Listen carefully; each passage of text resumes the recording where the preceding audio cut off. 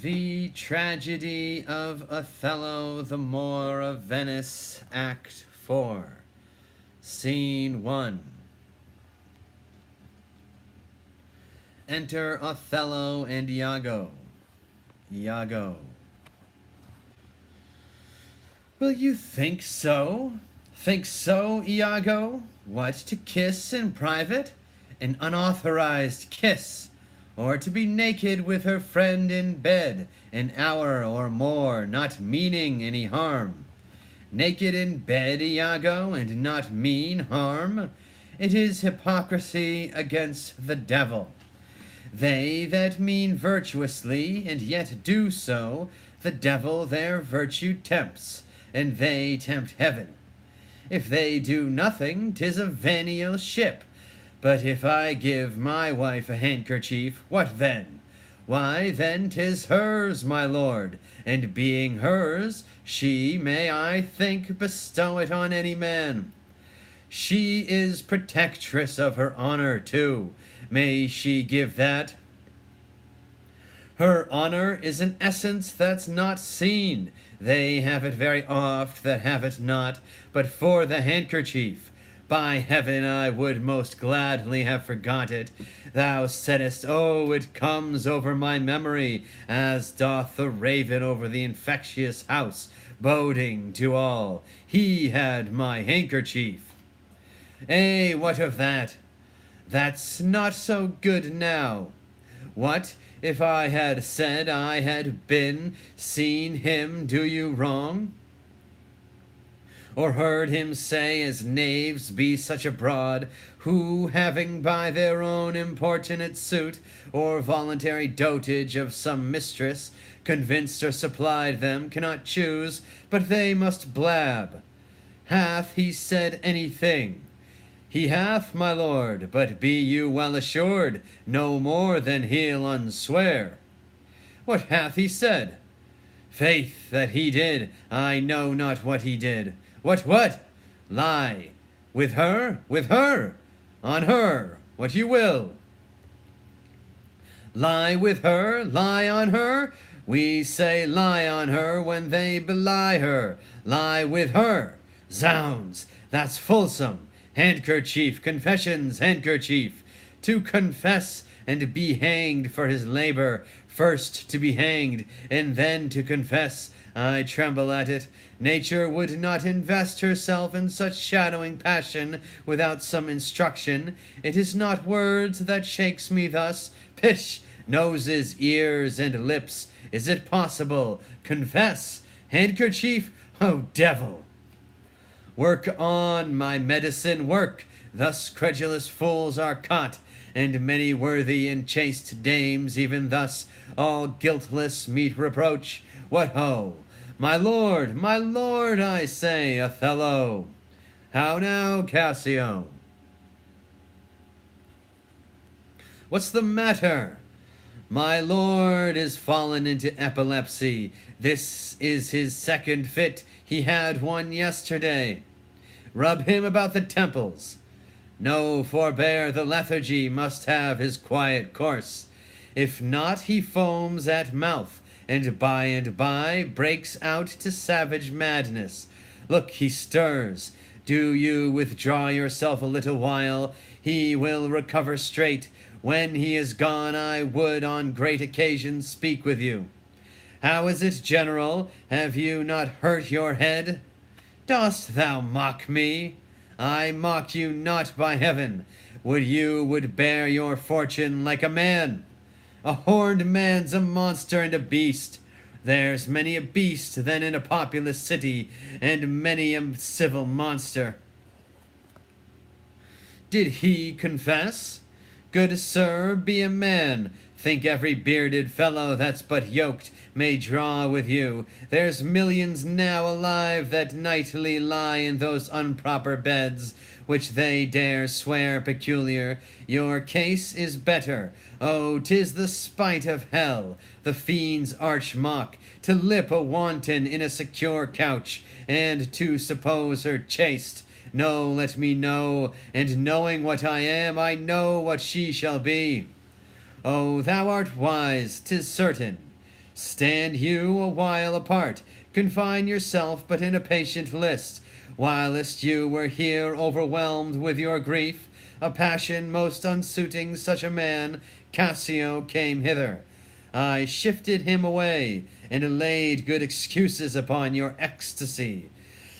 Bade him anon return, and here speak with me, the which he promised. But do encave yourself, and mark the fleers, the gibes, and notable scorns that dwell in every region of his face.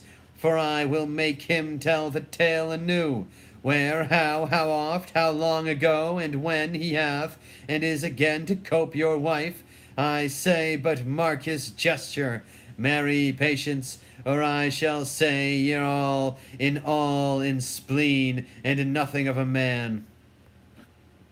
Dost thou hear, Iago? I will be found most cunning in my patience, but dost thou hear most bloody?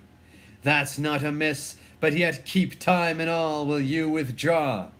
Now will I question Cassio of Bianca, a huswife that by selling her desires buys herself bread and clothes. It is a creature that dotes on Cassio, as 'tis the strumpet's plague, to beguile many and be beguiled by one. He, when he hears of her, cannot restrain from the excess of laughter. Here he comes. As he shall smile, Othello shall go mad, and his unbookish jealousy must conster poor Cassio's smiles, gestures, and light behaviors, quite in the wrong. How do you now, Lieutenant? The worser that you gave me the addition whose want even kills me. Ply Desdemona well, and you are sure on it. Now, if this suit lay in Bianca's power, how quickly should you speed? Alas, poor caitiff, look how he laughs already. I never knew woman love man so. Alas, poor rogue, I think I've faith she loves me. Now he denies it faintly and laughs it out. Do you hear, Cassio? Now he importunes him to tell it over. Go to, well said, well said. She gives it out that you shall marry her. Do you intend it? Ha ha ha! Do you triumph, Roman? Do you triumph? I marry her, what? A customer! Prithee, bear some charity to my wit. Do not think it so unwholesome. Ha ha ha! So. They laugh that wins. Faith, the cry goes that you marry her. Prithee say true.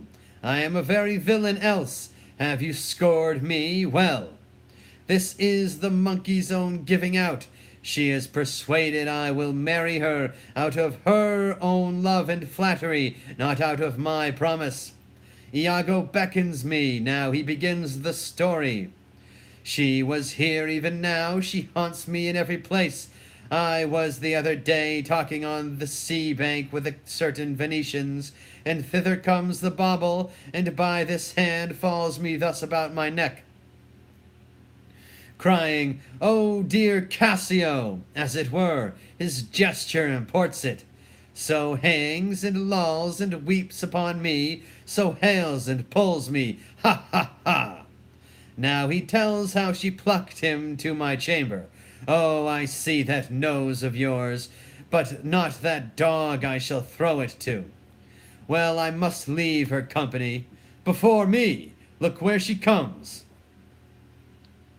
'Tis such another fichu, marry a perfumed one. What do you mean by this haunting of me? Let the devil and his dam haunt you. What did you mean by that same handkerchief you gave me even now? I was a fine fool to take it. I must take it out the work? A likely piece of work, that you should find it in your chamber, and know not who left it there. This is some minx's token, and I must take out the work. There, give it your hobby horse. Wheresoever you had it, I'll take out no work on it. How now, my sweet Bianca? How now? How now? By heaven, that should be my handkerchief. And you'll come to supper tonight. You may, and you will not come when you are next prepared for. After her, after her. Faith, I must, she'll rail in the streets else. Will you sup there? Faith, I intend so. Well, I may chance to see you, for I would very fain speak with you. Prithee come, will you? Go to, say no more. How shall I murder him, Iago? Did you perceive how he laughed at his vice? Oh, Iago! And did you see the handkerchief? Was that mine? Yours by this hand. And to see how he prizes the foolish woman your wife, she gave it him, and he hath given it his whore. I would have him 9 years a-killing, a fine woman, a fair woman, a sweet woman. Nay, you must forget that. Let her rot, and peevish, perish, and be damned tonight, for she shall not live. No, my heart is turned to stone. I strike it, and it hurts my hand. Oh, the world hath not a sweeter creature. She might lie by an emperor's side, and command him tasks. Nay, that's not your way. Hang her, I do but say what she is. So delicate with her needle, an admirable musician. Oh, she will sing the savageness out of a bear, of so high and plenteous wit and invention. She's the worse for all this. Oh, 1,000 times, and then of so gentle condition. Too gentle. Nay, that's certain, but yet the pity of it, Iago, oh, Iago, the pity of it, Iago. If you are so fond over her iniquity, give her patent to offend, for if it touch not you, it comes near nobody.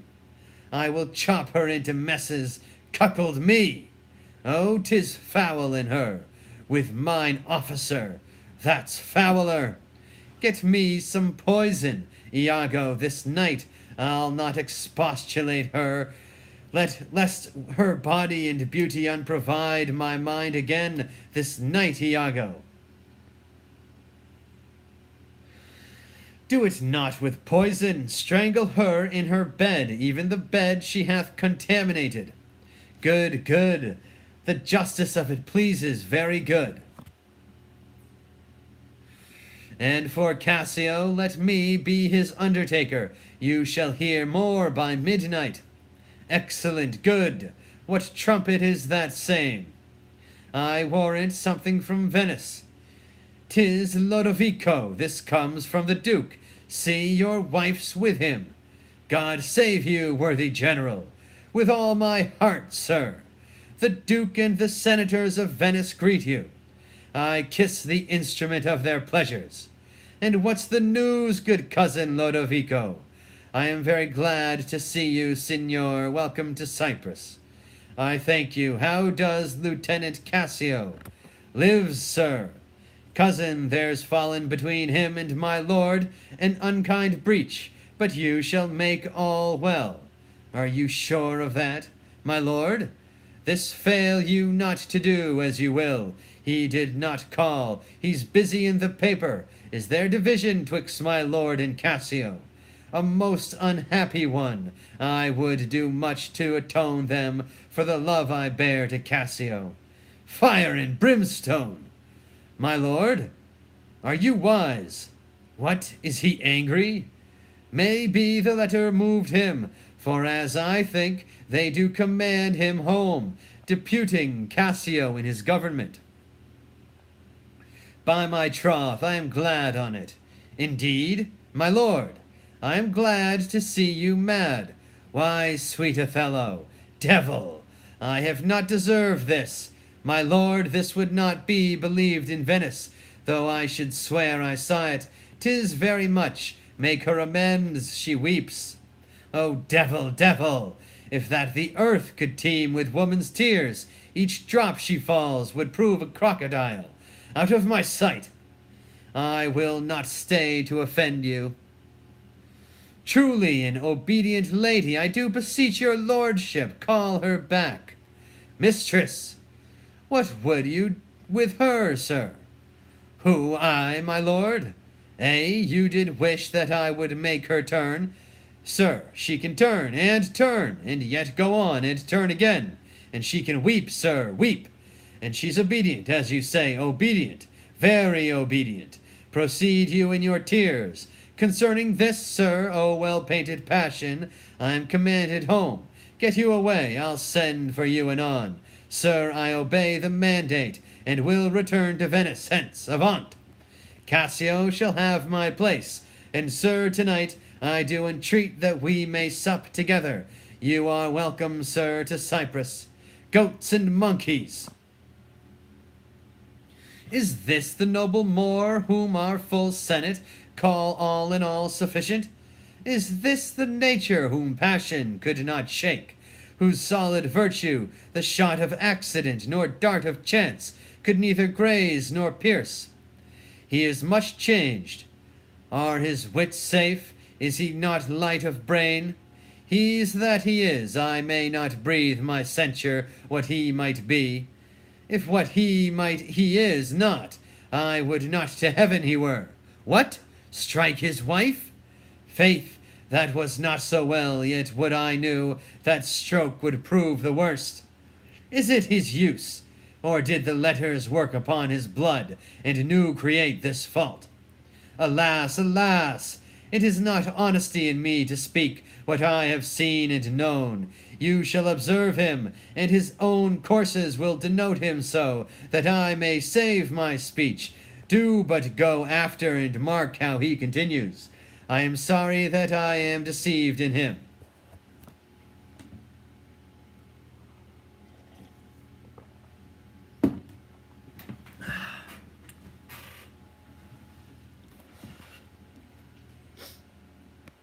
Scene 2. Enter Othello and Emilia.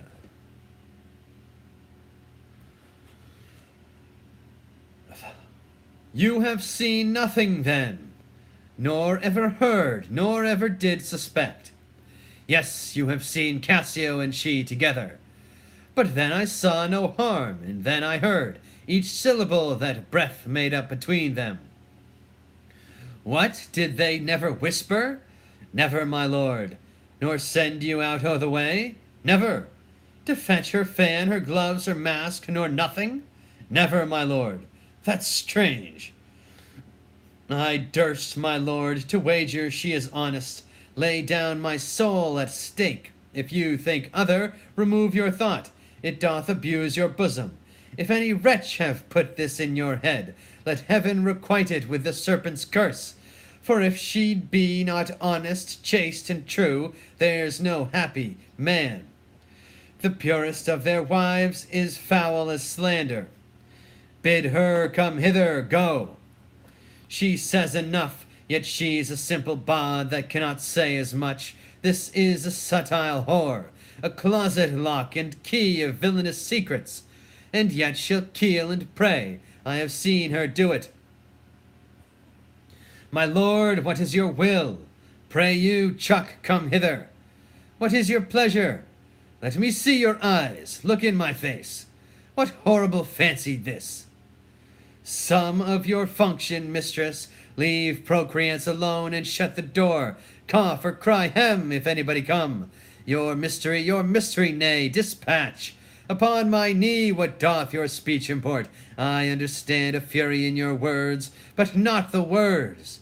Why, what art thou? Your wife, my lord, your true and loyal wife. Come, swear it, damn thyself, lest being like one of heaven, the devils themselves should fear to seize thee. Therefore be double damned. Swear thou art honest. Heaven doth truly know it. Heaven truly knows that thou art false as hell. To whom, my lord? With whom? How am I false? Ah, Desdemone, away, away, away! Alas, the heavy day! Why do you weep? Am I the motive of these tears, my lord? If happily you, my father, do suspect an instrument of this your calling back, lay not your blame on me. If you have lost him, why, I have lost him too.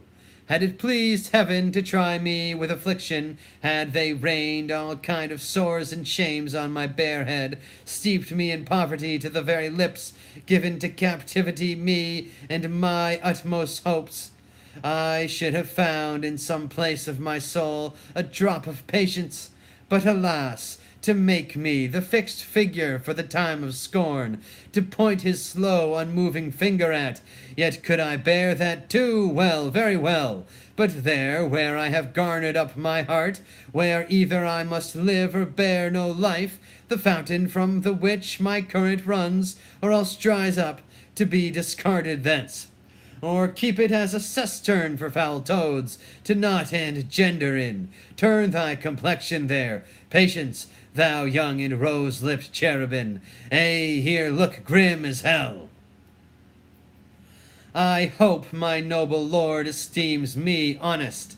Oh, ay, as summer flies are in the shambles, that quicken even with blowing. O thou weed, who art so lovely fair, and smellest so sweet, that the senses ache at thee, would thou hadst never been born. Alas, what ignorant sin have I committed? Was this fair paper, this most goodly book, made to write whore upon? What committed? Committed! O thou public commoner, I should make very forges of my cheeks, that would do to cinders burn up modesty, did I but speak thy deeds. What committed? Heaven stops the nose at it, and the moon winks. The bawdy wind that kisses all its meats is hushed within the hollow mine of earth, and will not hear it. What committed? Impudent strumpet! By heaven, you do me wrong.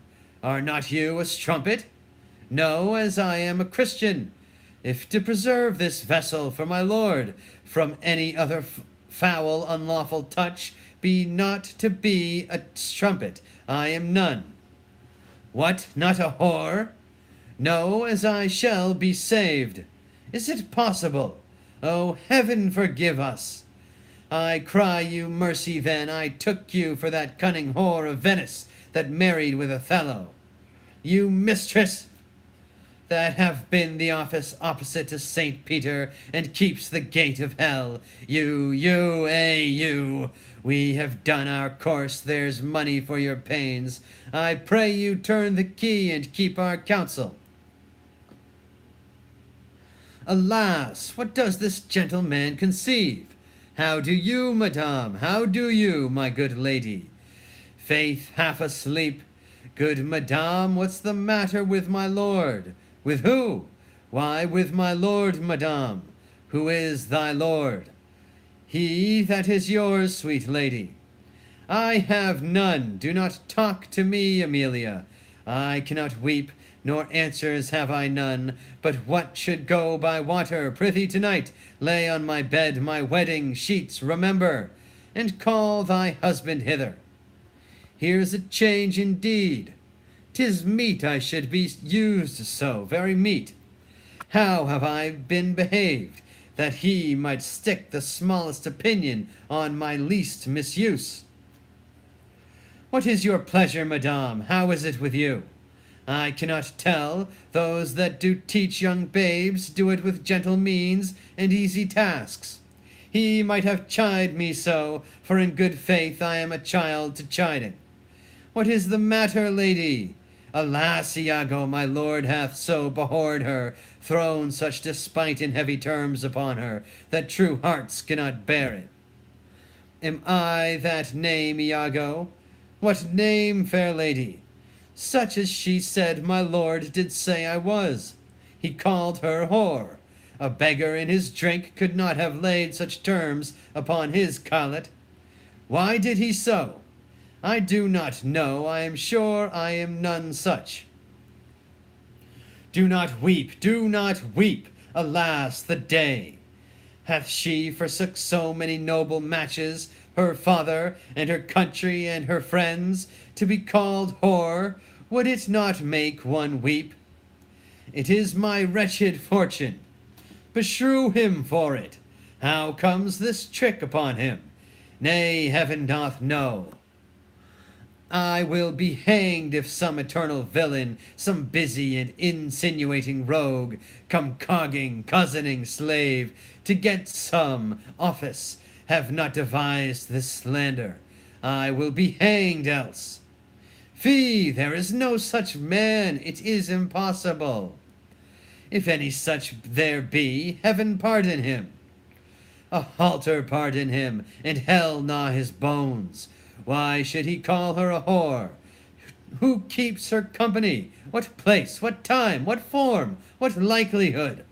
The moor's abused by some most villainous knave, some base notorious knave, some scurvy fellow. O heaven, that such companions thou dost unfold, and put in every honest hand a whip to lash the rascals naked through the world, even from the east to the west.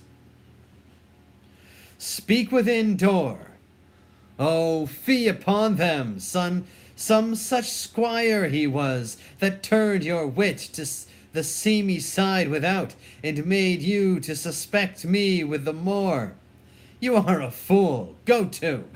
Alas, Iago, what shall I do to win my lord again? Good friend, go to him, for by this light of heaven I know not how I lost him. Here I kneel. If ever my will did trespass against his love, either in discourse of thought or actual deed, or that mine eyes, mine ears, or any sense delighted them in any other form, or that I do not yet, and ever did, and ever will, though he do shake me off to beggarly divorcement, love him dearly, comfort forswear me, unkindness may do much, and his unkindness may defeat my life, but never taint my love.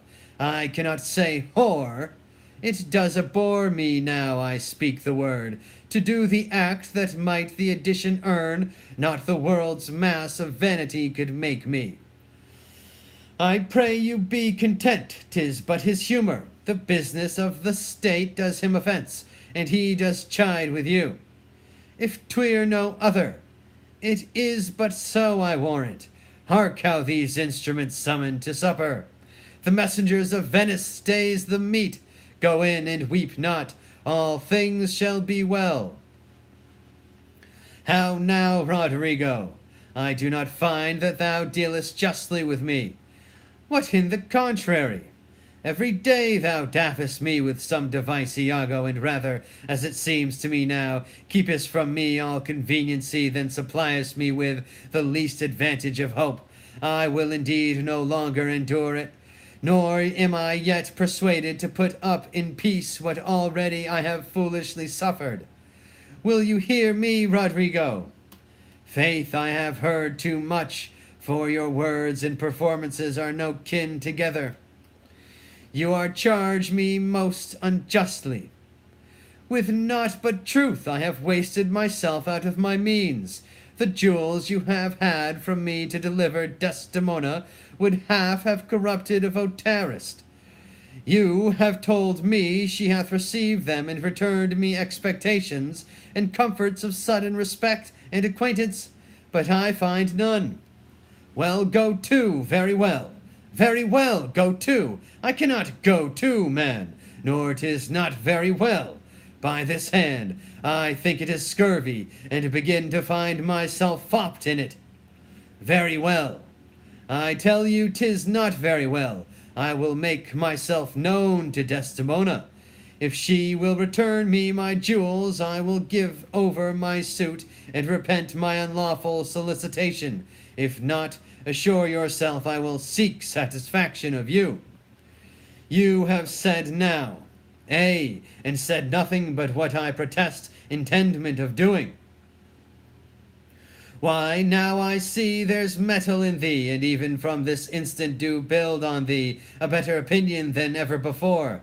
Give me thy hand, Roderigo. Thou hast taken against me a most just exception.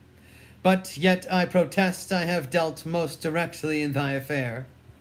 It hath not appeared. I grant indeed it hath not appeared, and your suspicion is not without wit and judgment.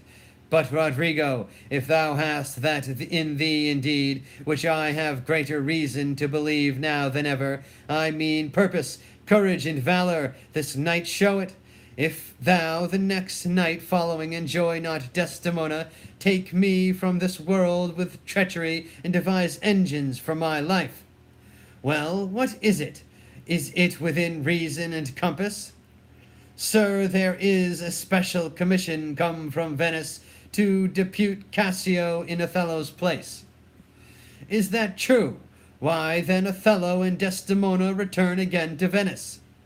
Oh no, he goes into Mauritania, and taketh away with him the fair Desdemona, unless his abode be lingered here by some accident, wherein none can be so determinate as the removing of Cassio.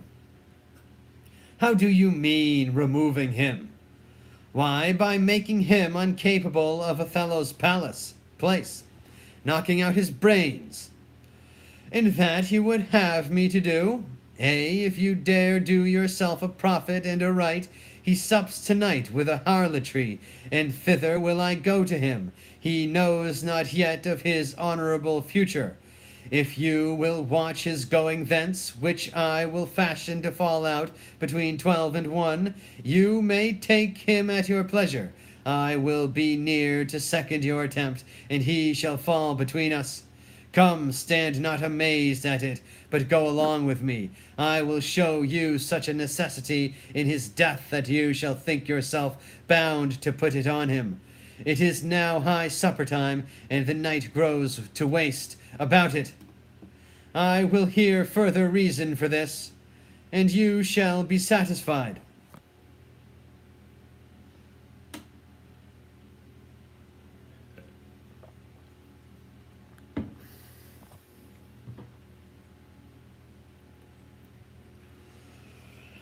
Scene 3.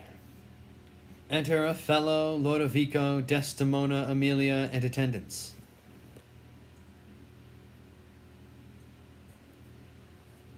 Lodovico. I do beseech you, sir, trouble yourself no further. Oh, pardon me, 'twill do me good to walk. Madame, good night, I humbly thank your ladyship. Your honour is most welcome. Will you walk, sir? Oh, Desdemona. My lord, get you to bed on the instant. I will be returned forthwith. Dismiss your attendant. There, look it be done. I will, my lord. How goes it now? He looks gentler than he did. He says he will return incontinent, and hath commanded me to go to bed, and bid me to dismiss you. Dismiss me? It was his bidding, therefore, good Emilia, give me my nightly wearing, and adieu. We must not now displease him. I would you had never seen him. So would not I. My love doth so approve him, that even his stubbornness, his checks, his frowns, prithee unpin me, have grace and favour in them. I have laid those sheets you bade me on the bed. All's one, good faith, how foolish are our minds. If I do die before thee, prithee shroud me in one of these same sheets. Come, come, you talk. My mother had a maid called Barbary. She was in love, and she loved, and he she loved proved mad, and did forsake her. She had a song of Willow, an old thing 'twas, but it expressed her fortune, and she died singing it. That song tonight will not go from my mind. I have much to do, but to go hang my head all at one side, and sing it like poor Barbary. Prithee, dispatch. Shall I go fetch your gown? No, unpin me here. This Lodovico is a proper man, a very handsome man. He speaks well. I know a lady in Venice would have walked barefoot to Palestine for a touch of his nether lip. The poor soul sat sighing by a sycamore tree, sing all a green willow, her hand on her bosom, her head on her knee, sing willow, willow, willow. The fresh streams ran by her and murmured her moans, sing willow, willow, willow. Her salt tears fell from her and softened the stones, sing willow. Lay by these, willow, willow. Prithee he'll come anon. Sing all a green willow must be my garland. Let nobody blame him, his scorn I approve. Nay, that's not next. Hark, who is it that knocks? It's the wind. I called my love false love, but what said he then? Sing willow, willow, willow. If I court women, you'll couch with men. So get thee gone, good night, mine eyes do itch. Doth that bode weeping? 'Tis neither here nor there. I have heard it said so. Oh, these men, these men! Dost thou in conscience think, tell me, Amelia, that there be women do abuse their husbands in such gross kind? There be some such, no question. Wouldst thou do such a deed for all the world? Why, would not you? No, by this heavenly light. Nor I neither by this heavenly light. I might do it as well in the dark. Wouldst thou do such a deed for all the world? The world's a huge thing. It is a great price for a small vice. Good troth, I think thou wouldst not. By my troth, I think I should, and undo it when I had done it. Marry, I would not do such a thing for a joint ring, nor for measures of lawn, nor for gowns, petticoats, nor caps, nor any petty exhibition, but for all the whole world. Ud's pity, who would not make her husband a cuckold to make him a monarch? I should venture purgatory for it. Beshrew me if I would do such a wrong for the whole world. Why, the wrong is but a wrong I the world, and having the world for your labor, 'tis a wrong in your own world, and you might quickly make it right. I do not think there is any such woman. Yes, a dozen, and as many to the vantage as would store the world they played for.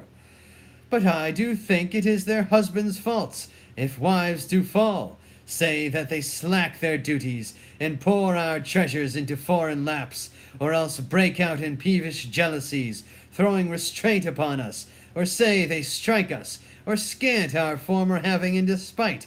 Why, we have galls, and though we have some grace, yet have we some revenge. Let husbands know their wives have sense like them. They see and smell, and have their palates both for sweet and sour, as husbands have. What is it that they do when they change us for others? Is it sport? I think it is. And doth affection breed it? I think it doth. Is it frailty that thus errs? It is so too. And have not we affections, desires for sport and frailty as men have? Then let them use us well, else let them know the ills we do, their ills instruct us so. Good night, God me such uses send, not to pick bad from bad, but bad mend. End of Act 4. Amen. Praise be to God. Jesus Christ. Jah Rastafari. Bless William Shakespeare.